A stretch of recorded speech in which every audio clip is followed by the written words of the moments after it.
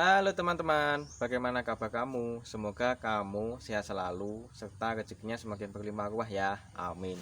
Ini loh teman-teman. Ya, aku kenalin nih. Ini namanya pohon pir Jepang, teman-teman. Rasanya jauh lebih manis daripada buah pir Asia, Eropa, teman-teman ya. Buah pir Eropa itu yang buah pir biasa teman-teman makan yang dijual di abang-abang itu loh. Kalau yang ini belum ada teman-teman ya. Di toko buah belum ada. Kecuali kalau di supermarket mungkin udah ada. Jadi saya membeli pohonnya ini di kolektor teman-teman ya. Alhamdulillah, meskipun harus agak dalam ininya merogoh koceknya ini, tapi ya nggak apa-apa. Ini udah pernah berbuah teman-teman, tapi rontok karena masih pertama kali berbuah dan waktu itu kena hujan terus menerus. Air hujan itu tinggi kandungan nitratnya teman-teman. Nah itu bisa mempercepat pematangan. Jadi sebenarnya itu pematangan yang palsu teman-teman.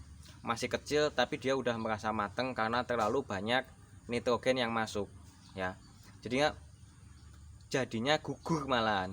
Nah harusnya itu kalau musim ketiga atau musim kering nggak ada hujan ya bisa bagus karena nitratnya bisa terkondisikan. Terus harusnya juga pupuk yang diberikan ketika berbuah itu adalah pupuk NPK pembuahan, nitratnya rendah ya, tinggi fosfor sama kaliumnya. Jadi supaya tanaman itu tidak berpikir untuk memperbanyak daun ataupun memperbesar batang.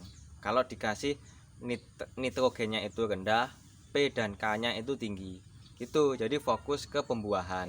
Nah kalau pada musim hujan yaitu ribetnya adalah kita tidak bisa mengontrol kandungan nitratnya karena air hujannya terus menerus mengenai, kecuali kalau ini ditaruh di greenhouse gitu teman-teman ya. Nah ini tanaman ini bisa dicangkok teman-teman, maksudnya emang memperbanyaknya dicangkok itu, tapi ini enggak saya cangkok. Emang saya pengen punya satu yang istimewa gitu teman-teman ya. Gitu teman-teman. Ini pun ada caranya teman-teman kalau mau membuahkannya gitu ya. Jadi harus dihabiskan semua daunnya pada musim-musim tertentu juga teman-teman ya. Terutama intinya tidak waktu hujan gitu teman-teman. Tapi kalau misalkan ini ditaruh di greenhouse ya bagus banget. Kita nggak kerepotan karena air hujan gitu.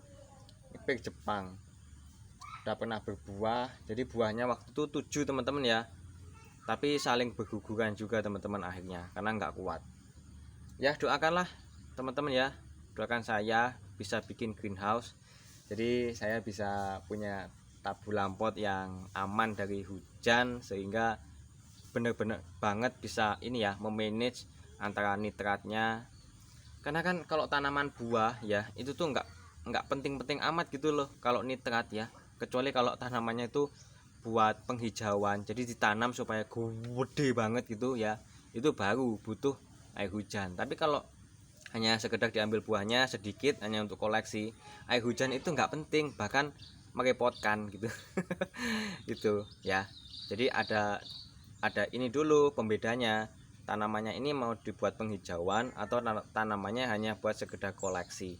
Jadi kalau biasanya orang kaya tuh ya, orang kaya bikin greenhouse itu tuh tanamannya cuma satu-satu ya, tapi ratusan jenis gitu loh tanamannya yang bagus-bagus gitu, tapi ditaruh di greenhouse jadi setiap saat tuh bisa berbuah gitu teman-teman.